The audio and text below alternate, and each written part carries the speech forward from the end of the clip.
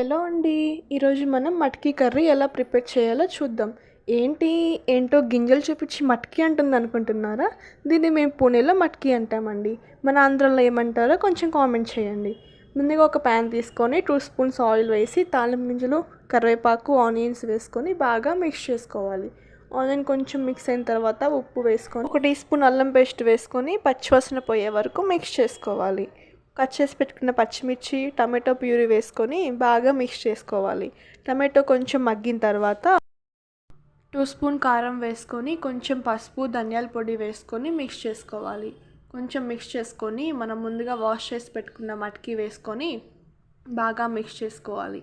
2 cups water పోసుకొని mix అయిన తర్వాత కొంచెం గరం మసాలా వేసి 5 to 15 మినిట్స్ బాగా కుక్ అయిన తర్వాత ఒక బౌల్లో తీసుకొని సర్వ్ చేసుకోవాలి.